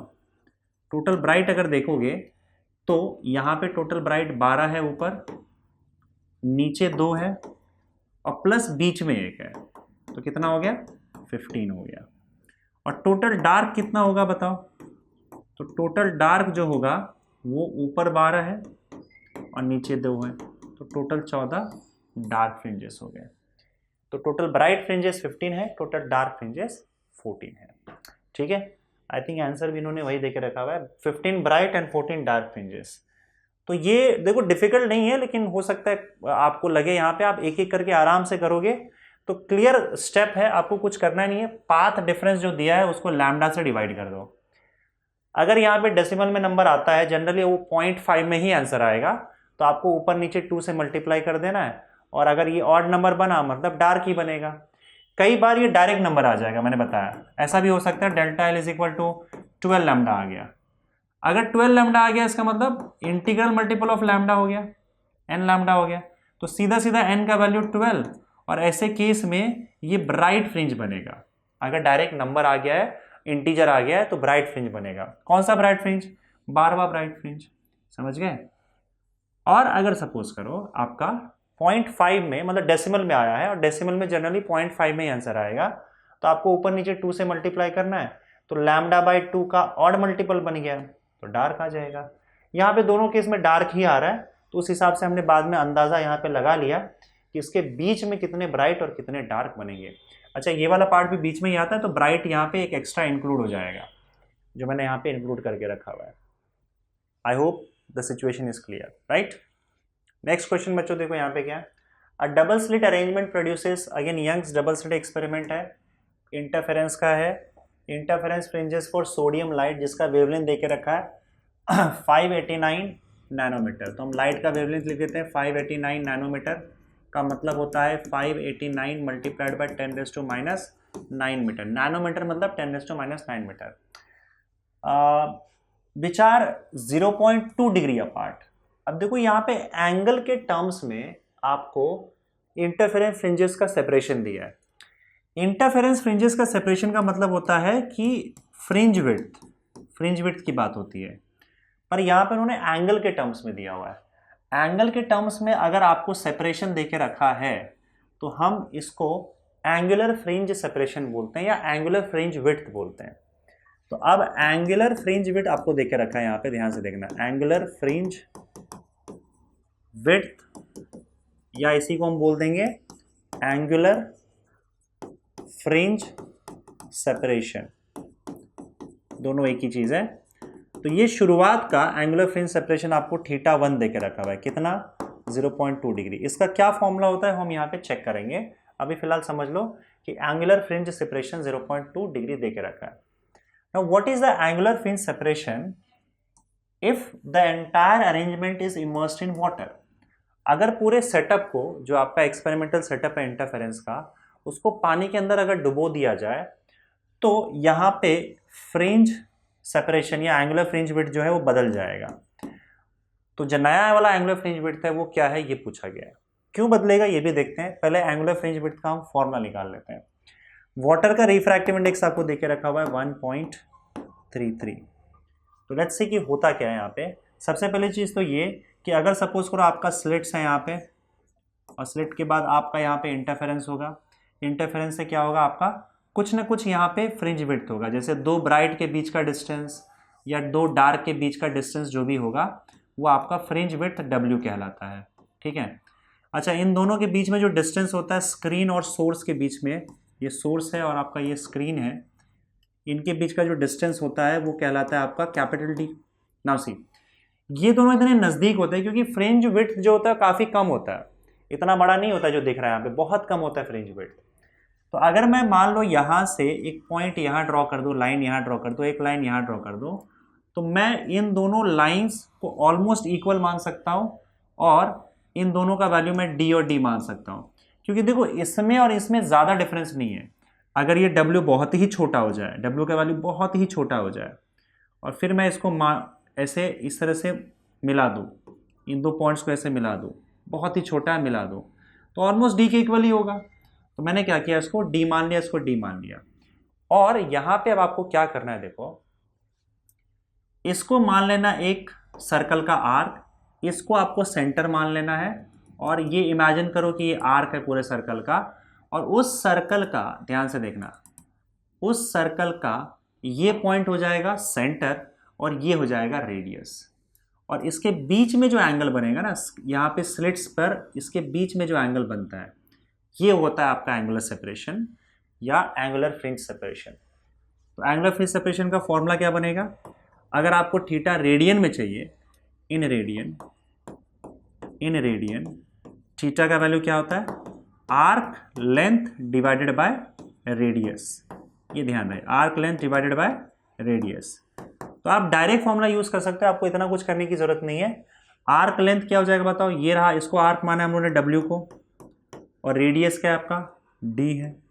तो आप W/D से स्टार्ट कर सकते हो, theta is equal to W/D, और फ्रिंज विड्थ का फॉर्मूला यहाँ पे डाल दो। फ्रिंज विड्थ का फॉर्मूला क्या होता है, lambda D/D upon D, D और D गया, बचा क्या, λ/D। तो angular fringe width is equal to λ/D, ये आप याद रखोगे फिलहाल। पर ये स्टेप आपको करना पड़ेगा क्योंकि आपके थियरी वाले पार्ट में दिया हुआ नहीं है टेक्स्ट बुक में, तो मेरे हिसाब से आपको ये पूरा पार्ट कर लेना चाहिए, एक लाइन की तो बात है। तो आपका एंगुलर फ्रिंज विड्थ का फॉर्मूला क्या हो गया, λ/D। अब जब आपका एक्सपेरिमेंटल सेटअप एयर में है, देखो ध्यान से, दो चीजें हैं यहाँ पे। अगर सपोज करो आपका एक्सपेरिमेंटल सेटअप एयर में है, उसे बाद में पानी में जाके डुबो दिया गया, तो एयर टू वाटर अगर जाएगा तो मुझे बताओ कि ये एंगुलर फ्रिंज विड्थ क्यों बदलेगा। ये दो चीजों पे डिपेंड कर रहा है, दोनों स्लिट के बीच में जो डिस्टेंस D होता है इस पर डिपेंड करता है, और लाइट के वेवलेंथ लैम्डा पे डिपेंड कर रहा है। तो अब D तो चेंज होने से रहा, लेकिन अगर मान लो एक मीडियम से दूसरे मीडियम में जब लाइट जाती है, एयर टू वाटर जाएगी, तो यस उसका वेवलेंथ जरूर बदल जाएगा। तो मान लो पहले वाले में λ1 वेवलेंथ है, दूसरे वाले में λ2 हो जाएगा। तो तो वेवलेंथ बदलने की वजह से थीटा बदल जाएगा। और ये जो वेवलेंथ आपको देके रखा हुआ है ये λ1 देके रखा हुआ है, मतलब एयर के अंदर का वेवलेंथ दिया हुआ है आपको, ठीक है। वाटर में जाते ही वेवलेंथ बदल जाएगा। तो जब आप एक्सपेरिमेंटल सेटअप को वाटर में डाल देते हो तो लैम्डा बदल जाता है, जिसकी वजह से थीटा बदल जाता है। क्लियर है ये चीज? चलिए तो हम बात करते हैं यहाँ पे, पहले λ2 का वैल्यू ढूंढ लेते हैं। λ2 का वैल्यू क्या आएगा? λ2 का वैल्यू जो होगा, देखो हम अब यहाँ पे ऑलरेडी हम देख चुके हैं कि रिफ्रैक्टिव इंडेक्स का जो फॉर्मूला होता है n, वो होता है λ1 अपॉन λ2। तो यहाँ से आपको λ2 का वैल्यू मिल जाएगा, that is equal to λ1 divided by n। तो ये हमने पहले क्वेश्चन में देखा था कि एयर के वेवलेंथ को अगर आप n से डिवाइड कर दोगे, रिफ्रैक्टिव इंडेक्स जो नीचे वाला मीडियम है उसके रिफ्रैक्टिव इंडेक्स से डिवाइड कर दोगे, तो आपको नीचे वाले मीडियम का वेवलेंथ मिल जाएगा। So λ2 is equal to λ1 upon n। ये बात समझ के रखो। अब चलो आगे बढ़ते हैं, थीटा की बात करते हैं। पहले मीडियम में θ1 था एंगुलर फ्रिंज सेपरेशन, दूसरे मीडियम में θ2 था। तो θ1 का वैल्यू क्या हो जाएगा? λ1/d। θ2 का वैल्यू क्या हो जाएगा? λ2/d। θ1 हम लोग को पहले से ही देके रखा हुआ है 0.2, θ2 हमें चाहिए, तो आप दोनों को डिवाइड कर दो। दोनों को डिवाइड कर दोगे तो क्या हो जाएगा? θ2 divided by θ1 is equal to, θ2 divided by θ1 क्या हो जाएगा? λ2/d divided by λ1/d, d और d हो जाएगा कैंसल। तो ये हो जाएगा θ2 upon θ1 is equal to λ2 upon λ1। ठीक है, λ2 का वैल्यू यहां से उठा लो, λ1 अपॉन n। तो θ2 upon θ1 is equal to λ1 upon n और डिवाइडेड बाय λ1। तो λ1 गया, ये बच गया 1/n। θ1 को वहां भेज दो, तो θ2 is equal to θ1 divided by n। तो θ2 इज इक्वल टू, θ1 तो तुमको दे के रखा हुआ है, θ1 कितना है? 0.2 दिया हुआ है। तो आप यहाँ पे 0.2 डालो, लेकिन यहाँ पे देखो ये एंगल रेडियन में होना चाहिए, पर इस बात से फर्क नहीं पड़ता है बच्चों, क्योंकि अब अगर मान लो आप एंगल रेडियन में कन्वर्ट करते भी हो तो क्या होगा ना, आपको एंगल रेडियन में मिल जाएगा। अब यहाँ पे भी अगर मान लो आपने एंगल रेडियन में लिया, यहाँ पे भी रेडियन में लिया, और दोनों तरफ से अगर आप डिग्री में कन्वर्ट करते हो, तो जो डिग्री में कन्वर्ट करने के लिए 180 अपॉन पाई का हम वैल्यू यहाँ पे मल्टीप्लाई करते हैं, वो दोनों तरफ से कैंसिल आउट हो जाएगा। क्योंकि प्रॉब्लम यहाँ पे देखो क्या है, मतलब प्रॉब्लम नहीं, अच्छी चीज है कि जो आपका एंगल है वो रेशियो में है। तो जब रेशियो में होता है तो आप अगर कन्वर्जन फैक्टर आप मल्टीप्लाई भी करते हो, तो जो ऊपर मल्टीप्लाई करोगे वही नीचे मल्टीप्लाई करेगा, मल्टीप्लाई होगा, दोनों आपस में कैंसिल आउट हो जाएंगे। तो यहां फर्क नहीं पड़ता है कि आप थीटा का वैल्यू डिग्री में डाल रहे हो कि रेडियन में डाल रहे हो। हाँ, ये चीज क्लियर है कि जब हम ये फॉर्मूला डिराइव कर रहे थे तो थीटा का वैल्यू आपका रेडियन में था, पर क्योंकि हमने डिवाइड कर दिया है तो कन्वर्जन फैक्टर आप यहीं पे उसको डिग्री में कन्वर्ट कर दो, यहीं पे डिग्री में कन्वर्ट कर दोगे तो डिग्री में कन्वर्ट हो चुका है, ऐसा मान लेते हैं हम लोग। तो थीटा, क्योंकि देखो ऊपर नीचे कन्वर्जन फैक्टर सेम होगा कैंसल आउट हो जाएगा, तो ये रेशियो डिग्री में भी उतना ही आएगा, रेडियन में भी उतना ही आएगा, तो उससे फर्क नहीं पड़ता। हम डायरेक्टली डिग्री में वैल्यू डाल देते हैं, हमें θ2 भी डिग्री में मिल जाएगा। तो θ1 का वैल्यू कितना है? 0.2 है, तो 0.2 डिग्री डिवाइडेड बाय n का वैल्यू कितना है? n का वैल्यू 1.33 देकर रखा है, तो 1.33। इसको अगर आप डिवाइड करोगे तो आपको 0.15 के करीब आ जाएगा आंसर। मैं फिर भी आपको एग्जैक्टली डिवाइड करके बता देता हूँ। 0.2 divided by 1.33 will give you 0.1503। 1503 मतलब 0.15 विल बी फाइन। तो ये हो गया आपका 0.15 डिग्री, आपका आंसर। समझ गए? चलिए आगे बढ़े अगले क्वेश्चन की तरफ। In a double slit experiment, the slits are separated by a distance equal to 100 times the wavelength of the light. Slits are separated by मतलब क्या? दो slits के बीच का distance जो है d, इसका वैल्यू बता रहा है वो किसके इक्वल है? 100 times wavelength of lambda, 100 times the wavelength of light passing through the slit. दो क्वेश्चन पूछा गया, what is the angular separation in radian पूछा है इस बार, देखो between the central, और जो हम फॉर्मूला यूज करेंगे यहाँ पे, ये जो theta is equal to λ/d है, वो एक्चुअली रेडियन में ही यूज होता है, कोई प्रॉब्लम नहीं है। तो इन रेडियन हम लोग को क्या पूछा गया? एंगुलर सेपरेशन मतलब थीटा पूछा गया है कि थीटा क्या होगा, पहला क्वेश्चन। और दूसरा क्या बोला है? What is the distance between these maxima on a screen 50.0 centimetre from the slits. ये क्या पूछ दिया भाई? अच्छा, अच्छा, इसमें क्या पूछा है, what is the angular separation in radian between central maximum and adjacent maximum. तो कहने का मतलब ये है कि आपका जो सेंट्रल मैक्सिमम है, मतलब सेंट्रल ब्राइट फ्रिंज है, और उसके बाद जस्ट बाद वाला एडजेसेंट, मतलब उसके बाद जस्ट बाद वाला जो मैक्सिमम है, उसके बीच का एंगुलर सेपरेशन पूछा है। अब उसके बीच का एंगुलर सेपरेशन मतलब क्या, ये एंगुलर फ्रिंज विड्थ ही हो गया ना, क्योंकि ये जो डिस्टेंस होगा वो तो डब्ल्यू ही होगा, दो ब्राइट फ्रिंज के बीच का जो डिस्टेंस होगा वो डब्ल्यू ही होगा, दैट इज फ्रिंज विड्थ। तो हमने यहाँ पे देखा था कि अगर सपोज करो हमारे पास फ्रिंज विड्थ डब्ल्यू है, तो उसका जो एंगल यहाँ पे बनेगा थीटा, वही एंगुलर फ्रिंज सेपरेशन कहलाता है। तो हमें एक्चुअली में ये एंगुलर फ्रिंज सेपरेशन ही निकालना है, समझे। चलिए, और उसमें ये भी पूछा है what is the distance between these maxima, maxima मतलब ब्राइट फ्रिंजेस, इन दो ब्राइट फ्रिंजेस के बीच का डिस्टेंस क्या है, मतलब वो डब्ल्यू की बात कर रहे हैं, फ्रिंज विड्थ पूछ रहा है वो क्या है on a screen 50 centimetre from the slit. अगर स्क्रीन और स्लिट के बीच का डिस्टेंस 50 सेंटीमीटर, मतलब डी की बात कर रहे हैं, जैसे मान लो आपका ये स्लिट्स है और ये स्क्रीन है, तो इसके बीच का डिस्टेंस डी हो जाएगा। तो ये 50 सेंटीमीटर है, 50 सेंटीमीटर का मतलब क्या हो जाएगा, आधा मीटर या 0.5 मीटर ले लो यार, कोई दिक्कत नहीं, 0.5 मीटर, 100 सेंटीमीटर 1 मीटर होता है, तो 50 सेंटीमीटर आधा मीटर हो जाएगा। ठीक है, तो चलो शुरू करते हैं। यहाँ पे सबसे पहली चीज़ तो ये, जैसे मैंने आपको बताया था कि ये आपका दो ब्राइट फ्रिंजेस, डब्ल्यू की बात हो रही है, इसका एंगुलर फ्रिंज सेपरेशन निकालना। ये सेंट्रल ब्राइट फ्रिंज मान लो ये वाला, और उसके बाद उसका एडजेसेंट मतलब उसके जस्ट बाद वाला दूसरा ब्राइट फ्रिंज, इसका हमें एंगुलर फ्रिंज सेपरेशन निकालना है, मतलब ये थीटा निकालना है। तो जैसे मैंने कहा था कि आपका रेडियन में आप इसको मान लोगे आर्क बड़ा सा, ये आपका रेडियस बन जाएगा, और रेडिएशन को डी माना जा सकता, रेडियस को डी माना जा सकता है। तो अगर मान लो मैं यहाँ पे एंगल वाला फॉर्मूला यूज करो कि in radian theta is equal to क्या होगा, arc length divided by radius. तो यहाँ पे ये सब लिखने की जरूरत नहीं है, आप सीधा लिख दो W divided by D, arc length W divided by D, और W का वैल्यू सब्स्टिट्यूट करो, ये ऑलरेडी हम कर चुके हैं, lambda D by D into D, तो डी डी कैंसिल हो जाएगा, तो थीटा का वैल्यू हमारे पास आ गया लैम्डा अपॉन डी। तो ये तो मिल ही जाएगा आपका, लैम्डा का वैल्यू कितना, अच्छा यहाँ पे लैम्डा का वैल्यू नहीं दिया हुआ है, लेकिन डी का वैल्यू 100 लैम्डा दिया हुआ है, lambda upon 100 lambda, small D का वैल्यू 100 लैम्डा दिया हुआ है।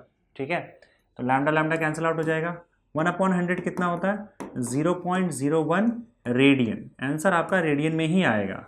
ये रेडियन के लिए ही फॉर्मूला डिराइव किया गया है। अच्छा चलो ठीक है, अब आगे क्या पूछा है, what is the distance between this maxima on a 50 centimetre from the slits.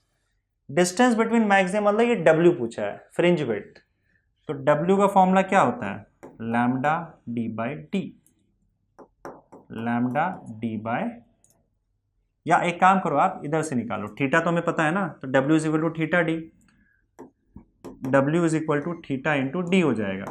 Theta का वैल्यू 0.01 और डी का वैल्यू 0.5, तो ये कितना हो जाएगा 5 1 2 3 0.005 मीटर, और इसको अगर आप सेंटीमीटर में कन्वर्ट करोगे तो 0.5 सेंटीमीटर आ जाएगा, पर ठीक है आपको आंसर SI यूनिट में लिखना चाहिए, वो ज़्यादा बेटर होता है। तो ये आपका आंसर आ गया, राइट, समझ में आ रहा है, क्लियर है। तो बच्चों आगे बढ़ते हैं और कुछ और अगले जो भी क्वेश्चंस हैं अपन न्यूमेरिकल्स उसको सॉल्व करते हैं। आगे कुछ और क्वेश्चंस यहाँ पे मैं सॉल्व करने वाला हूँ। तो वेव ऑप्टिक्स के अगले क्वेश्चंस देखते हैं क्या है। In a biprism experiment the fringes are observed in the focal, देखो बाइप्रिज्म एक्सपेरिमेंट बोला मतलब इंटरफेरेंस, तो यहाँ पे फिलहाल आपका ये इंटरफेरेंस का क्वेश्चन आया। The fringes are observed in the focal plane of eyepiece, at eyepiece मतलब आपका लेंस हो जाएगा, ये कॉन्वेक्स लेंस है, और कॉन्वेक्स लेंस के थ्रू होता क्या है, बाइप्रिज्म में हम लोग कॉन्वेक्स लेंस के थ्रू देखते हैं किसको, फ्रिंजेस को देखते हैं, इंटरफेरेंस पैटर्न को देखते हैं। तो जहाँ पे आई पीस होगा या focal plane of eyepiece में सारे का सारा फ्रिंजेस बनता है, तो जहाँ पे आई पीस होगा आप समझ लो वहाँ पे आपका स्क्रीन है। ठीक है, at a distance of 1.2 metre from the slit, तो मान लो आपका ये स्लिट है, यहाँ पे यहाँ स्लिट, ये स्लिट S1 और S2, उसके बीच का डिस्टेंस D, ये तो हम जानते ही हैं। इससे, अब इससे क्या है, आई पीस जो है 1.2 मीटर दूर है, तो आई पीस 1.2 मीटर दूर है, इसका मतलब आपका ये रहा आई पीस, आई पीस 1.2 मीटर दूर है, इसका मतलब स्क्रीन दूर है। तो स्क्रीन और स्लिट के बीच का जो डिस्टेंस होता है वो हम जानते हैं क्या लेते हैं, कैपिटल डी लेते हैं। तो कैपिटल डी का एक्चुअली वैल्यू देके रखा है 1.2 मीटर। आईपीस का स्लिट से डिस्टेंस मतलब आईपीस आप समझ लो स्क्रीन है, क्योंकि स्क्रीन पे इंटरफेरेंस पैटर्न बनता है और यहाँ पे हम आईपीस से इंटरफेरेंस पैटर्न देख रहे हैं, इसका मतलब आईपीस जहाँ है वहाँ पे आपका स्क्रीन होगा, ऐसा अज्यूम कर लो, ठीक है। The distance between the central bright band and 20th bright band is 0.24 metre. अब देखो ये जो पूरा इंटरफेरेंस पैटर्न है उसका ये सेंटर है मान लो, तो सेंटर में हम लोग को पता है कि ब्राइट बैंड बनता है और वहीं से सारे डिस्टेंसेस मेजर होते हैं, ब्राइट बैंड के डार्क बैंड के, जिसको हम लोग YN लिखते हैं। अब वो क्या बोल रहा है, 20th ब्राइट बैंड का डिस्टेंस देके रखा है सेंटर से जो मेजरमेंट होता है, तो 20th ब्राइट बैंड जहाँ कहीं भी बनेगा उस सेंटर से उसका डिस्टेंस 0.4 मीटर है। मतलब Y20 मान लो आप, Y1 Y2 Y3 ये सारे डिस्टेंसेस है ब्राइट बैंड्स के, तो Y20 जो है उसका वैल्यू आपको देके रखा हुआ है 0.4 सेंटीमीटर। सेंटीमीटर है उसको मीटर में कन्वर्ट कर लो, सारे SI यूनिट यूज़ करेंगे हम लोग, तो 10⁻², सेंटीमीटर टू मीटर जाओगे तो 10⁻² मीटर आ जाएगा। तो 20th ब्राइट, 20वां ब्राइट बैंड कहाँ बन रहा है उसका डिस्टेंस दे रखा है। Now see, when a convex lens is placed between the biprism and eyepiece. अब देखो ये बाइप्रिज्म यहाँ कहीं रहता है, एक्चुअली ये बाइप्रिज्म है, उसको मैं ड्रॉ नहीं कर रहा हूँ, उसकी जरूरत नहीं पड़ेगी यहाँ पे। इसमें क्या लिखा है मैंने, convex lens is placed between biprism and eyepiece. Biprism मतलब ये और आईपीस ये, इसके बीच में अगर सपोज करो कहीं भी आपका एक कॉन्वेक्स लेंस रखा जाए तो लिखा क्या है 90, नहीं एक second, when a convex lens is placed between the biprism and the eyepiece 90 centimetre from the eyepiece. अच्छा आईपीस से, अब देखो ये अगर 1.2 मीटर है तो 1.2 मीटर का मतलब क्या होता है, 120 सेंटीमीटर होता है, तो ये पूरा डिस्टेंस 120 सेंटीमीटर है। तो यहाँ से 90 सेंटीमीटर डिस्टेंस पे, ये आपका 90 सेंटीमीटर हो गया, 90 सेंटीमीटर डिस्टेंस पे एक आईपीस, ये एक लेंस रख दिया, ठीक है। अगर आईपीस से डिस्टेंस 90 सेंटीमीटर है तो ये जो S1 S2 आपका स्लिट दिख रहा है वहाँ से लेंस का डिस्टेंस कितना हो जाएगा, देखो टोटल 120 है, 120 में से 90 गया तो 30 बचा, तो ये 30 सेंटीमीटर आपका आ जाएगा यहाँ से लेकर यहाँ तक का डिस्टेंस। ओके चलिए, the distance between the two virtual magnified images is found to be 0.9 centimetre. अब सुनो, ये इसमें क्या लिखा हुआ है कि ये जो दोनों सोर्सेस है आपके S1 और S2, उसमें लिखा है the distance between the two virtual magnified images. अब यहाँ पे क्लियर नहीं दिया हुआ है, पर देखो S1 S2 जो है ये दो सोर्सेस है, इसका इमेज आपको स्क्रीन पे दिखेगा, और स्क्रीन पे जो इमेज दिखता है, जैसे मान लो यहाँ से लेंस जाएगा और इसका डिस्टेंस आपका यहाँ बन जाएगा कहीं पे, जैसे कि यहाँ पे कहीं इमेज बनेगा, उसको S1 डैश मान लेते हैं, और S2 का जो इमेज है, अब इन्होंने वर्चुअल वर्ड क्यों लिखा हुआ है वो तो हम नॉट श्योर, लेकिन अब देखो S1 का रे यहाँ से जाता है ऐसे, और S1 यहाँ इमेज बनाता है, और S2 जो है वो यहाँ कहीं मान लेते हैं, S2 यहाँ पे इमेज बनाता है S2 डैश। तो S1 और S2 डैश के बीच का जो डिस्टेंस है वो डिस्टेंस इन्होंने देके रखा हुआ है। तो ये जो आपके इमेजेस हैं S1 और S2, ये इमेजेस हैं आपके, ठीक है। S1 S2 का इमेज, दो इमेजेस यहाँ पे बन रहा है, इन दो इमेजेस के बीच का डिस्टेंस 0.9 सेंटीमीटर दिया है, ठीक है। ये जो दो आपके सोर्सेस है उसका जो दो इमेज बन रहा है यहाँ पे, क्योंकि लेंस इमेज बनाएगा, याद रखना, लेंस की वजह से जो इमेज बन रहा है वो 0.9 सेंटीमीटर डिस्टेंस दोनों के बीच का आपको यहाँ पे दे के रखा है कि लेंस इन दोनों का जो इमेज बना रहा है, जहां जहां इमेज बना रहा है उसके बीच में डिस्टेंस 0.9 सेंटीमीटर है। जो मेन तुम्हारे ऑब्जेक्ट्स का काम कर रहे हैं या सोर्सेस है S1 S2, उनके बीच का डिस्टेंस d है, ये हम लोग को नहीं पता है, ठीक है। Determine the wavelength of light used. अब इसमें कितना लाइट का वेवलेंथ यूज किया है ये दिया हुआ है। देखो ये क्वेश्चन अपने आप में हो सकता है कि पहले केस में आपको समझ में नहीं आए, तो इसका एक तरीका है, वो तरीका बस आपको देखना होगा और उस हिसाब से आपका क्वेश्चन सॉल्व हो जाएगा। क्योंकि देखो दिया बहुत अलग अलग चीज़ें हैं और पूछा लास्ट में वेवलेंथ है, तो पहली चीज़ हम लोग उसको एनालाइज करते हैं। जैसे हम लोग को जो ब्राइट फ्रिंजेस का डिस्टेंस होता है उसका फॉर्मूला क्या होता है वो देखो, क्योंकि उसका पहला हम लोग को वैल्यू वही दिया था y20। तो ब्राइट फ्रिंजेस की अगर हम लोग बात करें तो उसका डिस्टेंस दिया जाता है yn is equal to n lambda D by D, ये फॉर्मूला होता है। तो अगर मैं 20 की बात करूं तो n के जगह पे 20 डाल दोगे तो 20 लैम्डा डी बाई डी आ जाएगा। y20 आपको देके रखा हुआ है, y20 पता है, कैपिटल डी आप लोग को देके रखा हुआ है, यहाँ से मिल जाएगा आपको। लैम्डा नहीं पता है और स्मॉल डी नहीं पता है, सॉरी लैम्डा हम लोग को ढूंढना है और स्मॉल डी भी नहीं पता है। तो अगर मुझे ये पता है और हम लोग को लैम्डा ढूंढना है तो हमें स्मॉल डी पता होना चाहिए। इसको इक्वेशन 1 लिख दो। अगर स्मॉल डी मिल जाए कहीं से तो आप लोग को फिर यहाँ पे बाकी सारी चीज़ें दी हुई है, हमको लैम्डा मिल जाएगा। यहाँ पे स्मॉल डी कैसे ढूंढोगे? लेंस के इक्वेशन का यूज़ करके। अगर मैं इस लेंस को यहाँ पे बनाऊँ तो देखो साफ साफ बात है, आप क्या कर सकते हो, यहाँ पे ये जो S1 और S2 यहाँ पे देके रखा हुआ है जिनके बीच का डिस्टेंस d है, तो आप ये मान के चलो कि यहाँ पे एक ऑब्जेक्ट रखा हुआ है जिसकी हाइट d है, ऑब्जेक्ट रखा है जिसका हाइट d है, और वो इस लेंस से जितने डिस्टेंस की दूरी पे 30 सेंटीमीटर है ना, उससे आप u मान लो, ये तुम्हारा ऑब्जेक्ट डिस्टेंस हो गया u विच इज 30 सेंटीमीटर। और इसका इमेज, वैसे ये दो इमेजेस बन रहे हैं, तो इसका इमेज ये पूरा S1 S2 बन रहा है और इस इमेज का लेंथ 0.9 सेंटीमीटर है। तो ये यहाँ पे इसका इमेज बना रहा है, ऐसा मान लो। और ये जो इमेज है आपका, इसको हम लोग D डैश मान लेते हैं, विच इज़ सिंपली 0.9 सेंटीमीटर, ये देके रखा हुआ है। तो ये ऑब्जेक्ट है, ये इमेज है, और इनके बीच का जो डिस्टेंस है ये एक्चुअली में यहाँ पे बन रहा है, आईपीस के ऊपर ही बनेगा, तो मैंने साइड में बना लिया। मतलब ये जो 0.9 सेंटीमीटर का S1 डैश S2 डैश यहाँ पे बन रहा है, ये इमेज है और इमेज लेंस के बीच का डिस्टेंस 90 सेंटीमीटर है, तो ये 90 सेंटीमीटर है। इमेज डिस्टेंस जो होता है उसको हम लोग V से रिप्रेजेंट करते हैं, ठीक है ना। अब लेंस का एक फॉर्मूला है मैग्निफिकेशन का। मैग्निफिकेशन का फॉर्मूला क्या कहता है देखो, कि height of image upon height of object. तो ये इमेज की हाइट अपॉन ऑब्जेक्ट की height is equal to image distance upon object distance, ठीक है। ये रेशियो सेम होता है। तो हाइट यहाँ पे क्या हो जाएगा, d अपॉन डी डैश। तो मैं यहाँ पे क्या लिख देता हूँ, d अपॉन डी डैश।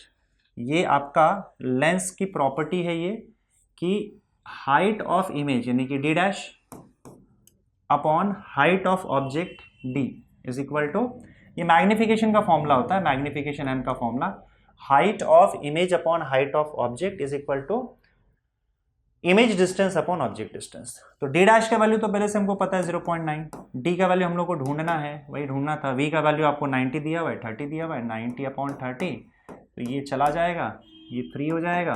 तो d का वैल्यू आपका 0.9 डिवाइडेड बाई 3, इसका मतलब d का वैल्यू 0.3 सेंटीमीटर हो जाएगा। अब एक काम करते हैं, यहाँ पे हम लोग को सारे के सारे वैल्यू सेंटीमीटर में ही दिख रहे हैं, तो ये कन्वर्ट करने की ज़रूरत नहीं है, मैं यहाँ पे छोड़ देता हूँ। और सब के सब सेंटीमीटर में लो, d का वैल्यू सेंटीमीटर में लो, ये भी सेंटीमीटर में। जब सब सेंटीमीटर में ही दिया है तो आपको लैम्डा भी सेंटीमीटर में आ जाएगा। अब इक्वेशन 1 पे चलते हैं, हमको सारे वैल्यूज मिल गए हैं, लैम्डा आपको मिल जाएगा। तो फ्रॉम इक्वेशन 1, मैं यहाँ पे लिख दे रहा हूँ, from equation 1 y20 is equal to 20 lambda d by D. यहाँ से लैम्डा चाहिए हमें, तो y20 का वैल्यू कितना है बताओ। y20 हम लोग को देके रखा हुआ है 0.4, बाकी देखो d दिया हुआ है 120 सेंटीमीटर और हमें स्मॉल d मिला 0.3 सेंटीमीटर। सारे वैल्यूज डाल देते हैं, तो ये 0.4 है, 20 लैम्डा का वैल्यू हमको ढूंढना है, ये 120 सेंटीमीटर है, सब सेंटीमीटर में लेना है, और ये 0.3 हो जाएगा। तो यहाँ से आपको लैम्डा का वैल्यू मिल जाएगा 0.4 multiplied by 0.3 upon 20 multiplied by 120। इसे आप लोग सॉल्व कर सकते हो। एक काम करो, यहाँ पे आ जाएगा 4 3 ज़ 12 इंटू 10⁻², क्योंकि 2 डेसिमल है, अपॉन यहाँ पे हो जाएगा 12 2 ज़ 24 इंटू 10⁻²। तो ये हो जाएगा 0.5, क्योंकि 12 अपॉन 24 1/2 मतलब 0.5 इंटू 10⁻⁴, और 5 इंटू 10⁻⁵ सेंटीमीटर। ना दिस इज सेंटीमीटर, ओके। अब आपको मैं कन्वर्जन बताता हूँ कि 1 एंगस्ट्रॉम यूनिट जो होता है वो 10⁻10 मीटर होता है। अगर इसी को सेंटीमीटर में हम बात करें तो 1 angstrom is equal to 10⁻8 centimetre होता है। यहाँ पे -8 होता है, यहाँ पे -10 होता है। तो अगर मुझे इसको कन्वर्ट करना है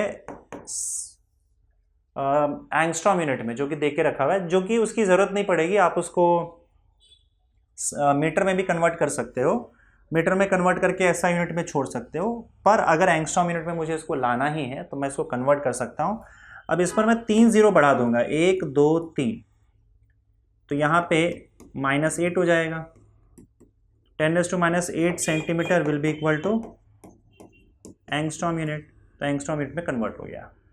या आप उसको मीटर में कन्वर्ट कर सकते हो, जैसा रहे। जैसे अगर मान लो 5 × 10⁻5 सेंटीमीटर है और उसे अगर मीटर में कन्वर्ट करना है तो 10⁻² मीटर हो जाएगा, तो यहाँ पे 10⁻7 मीटर भी हो जाएगा। ठीक है, एसआई यूनिट में आप ऐसे कन्वर्ट करोगे सेंटीमीटर टू मीटर, और एंगस्ट्रॉम यूनिट में यहाँ पे मैंने कन्वर्ट कर दिया। आंसर आपका 5000 एंगस्ट्रॉम यूनिट है, या फिर 5 × 10⁻7